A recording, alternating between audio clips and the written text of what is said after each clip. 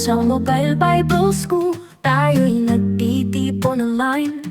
Sa tahanan man o saan ka man, naroroong tunay kaalamang makalangit at biblikal na aral ay makulay.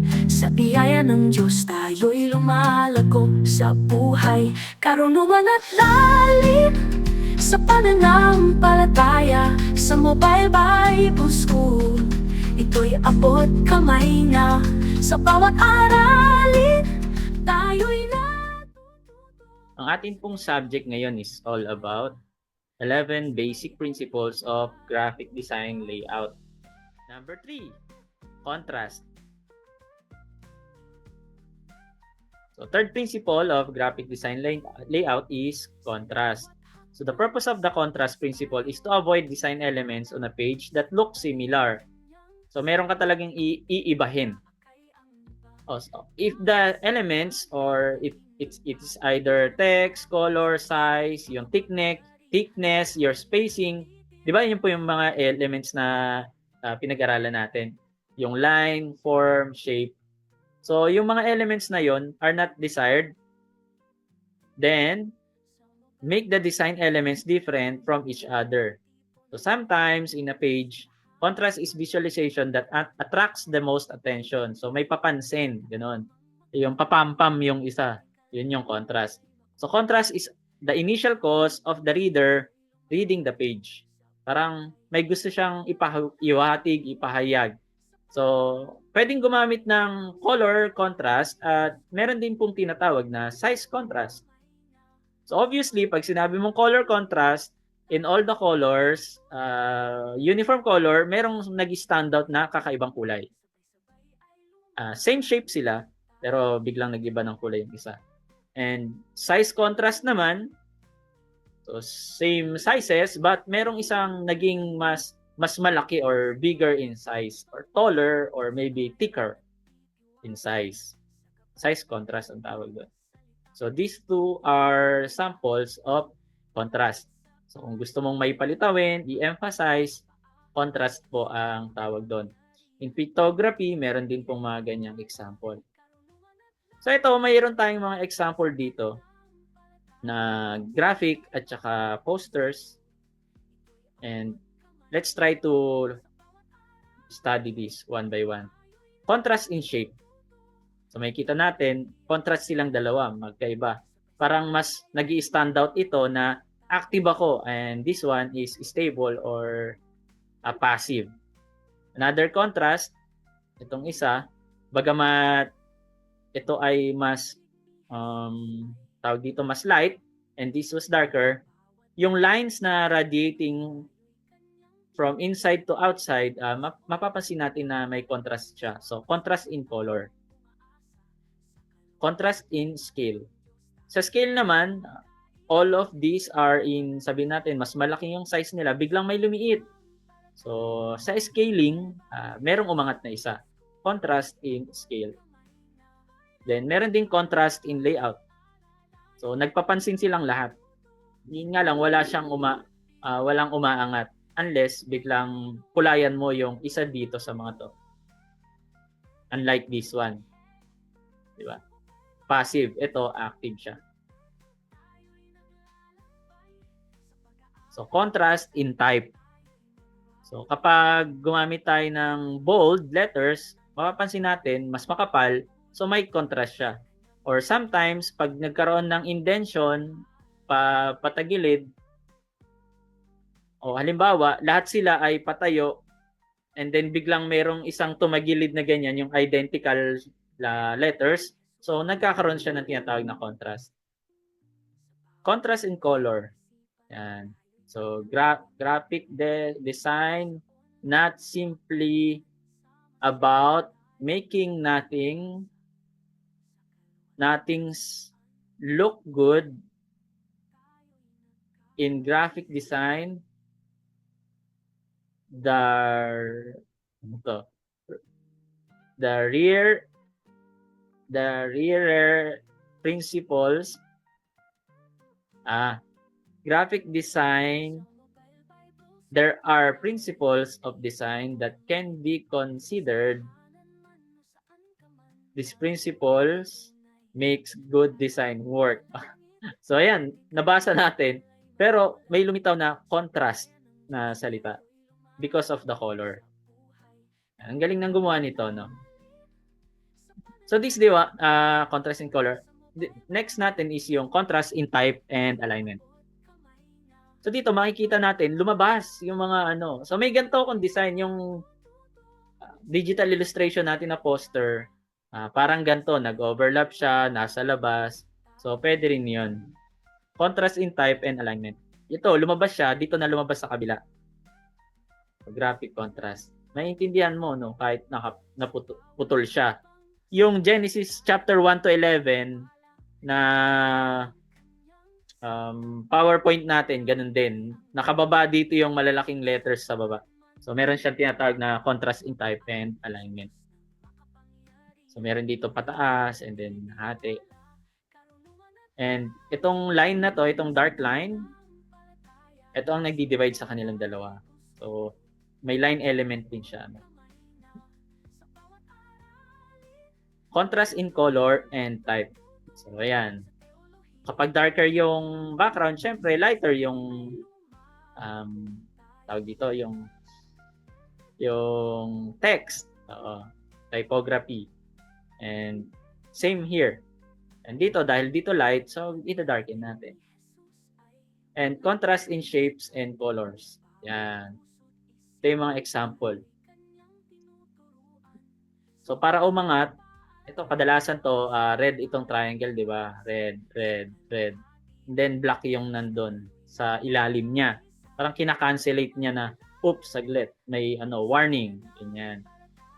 So here din, itong HSBC. So may contrast in color dito sa dalawang ito.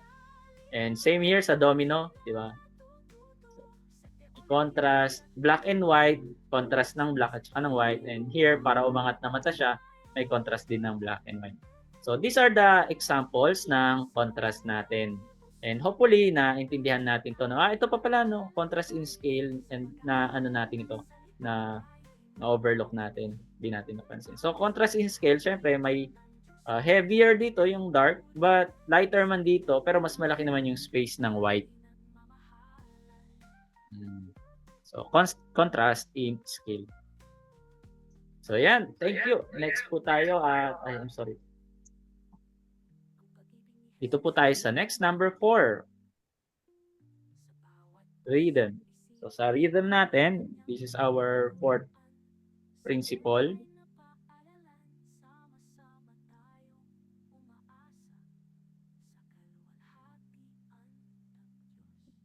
So, rhythm is a pattern created by elements repeatedly and varied. So, may variation siya at saka may repetition.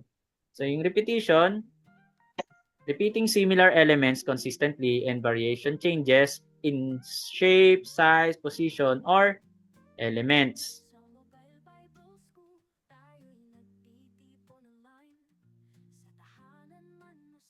So, they are keys to visual rhythm.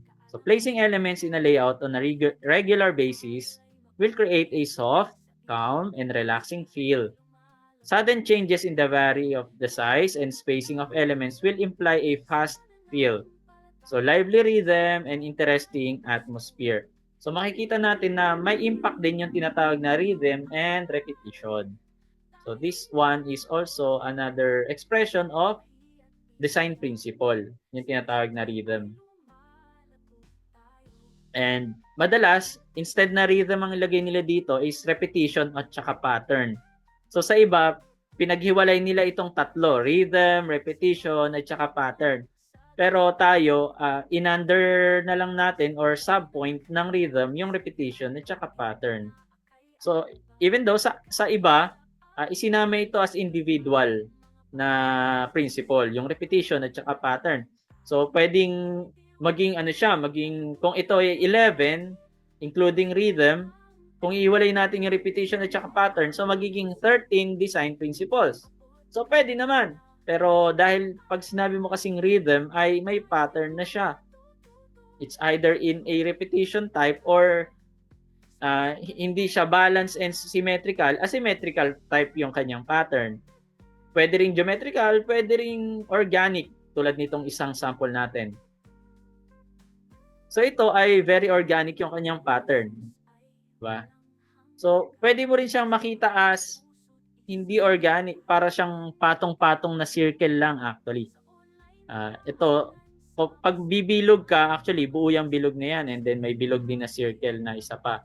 But nag-overlapping na silang ganun, masyadong dikit-dikit, and they form and created a bigger picture which is wavy, and nagkaroon ng variation ng colors, ayan, from green, blue, pink, red, hanggang maging lighter sa yellow. So nagkaroon din siya ng variation ng color. So makikita natin may rhythm pa rin siya, from dark and then colored lighter area or spaces ng dark to dark. Ayan, maintindihan natin na may rhythm siya tsaka may pattern. Same here. So dito naman, merong rhythm and pattern ng mga parallelograms. Ito, mga rectangle. Pero rhombus, diamond, yun yung mga natin. But to make it, parang imagine natin na kung ito ay isang hindi lang basta shape but a form, maintindihan natin na ito ay mga rectangles or cube, di ba po? But actually in shapes, ito ay shape ng diamond, itong mga yellow, and ito diamond din pero parang rhombus type pag nakaganyan. Same here, itong mga lighter. So may play din siya ng lighting elements, no? Kaya para siyang 3D form, not just a shape. And may repetition din siya and geometric. So yan ang tinatawag.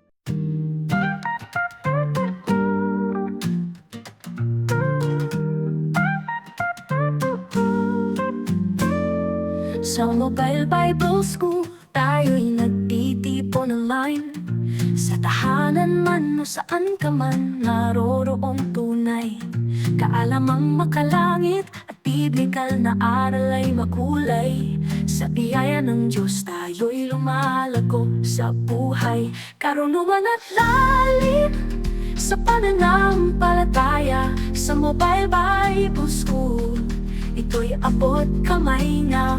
Sa bawat aralin, tayo'y natututo sa teolohiya at biyaya. Sabay-sabay ay lumalago tayo.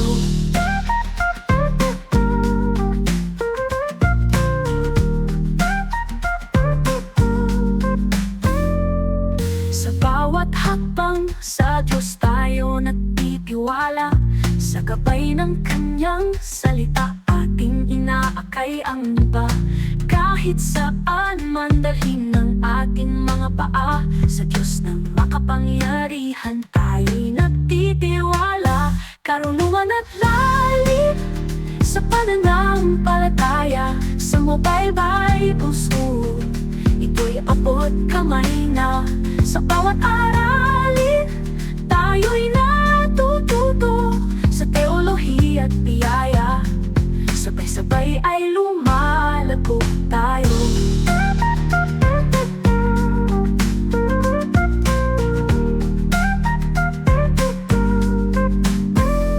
Ang pag-ibig ni Jesus ay walang hanggan. Sa bawat puso't isipan, tayo'y Kanyang tinuturuan. Sa online na paaralan, sama-sama tayong umaasa. Sa kaluwalhatian ng Diyos, tayo'y nagkakaisa. Karunungan at lalim sa pananampalataya. Sa Mobile Bible School, ito'y abot kamay na. Sa bawat aralin, tayo'y natututo sa teolohiya at biyaya. Sabay-sabay ay lumalago tayo. Hey, sa Mobile Bible School, tayo'y naglalakbay. Sa pag-aaral ng salita, tayo'y magwawagi. Para sa kaluwalhatian ng Diyos, tayo'y nagpupuri. Sa Kanyang biyaya, tayo'y nagmamahalan.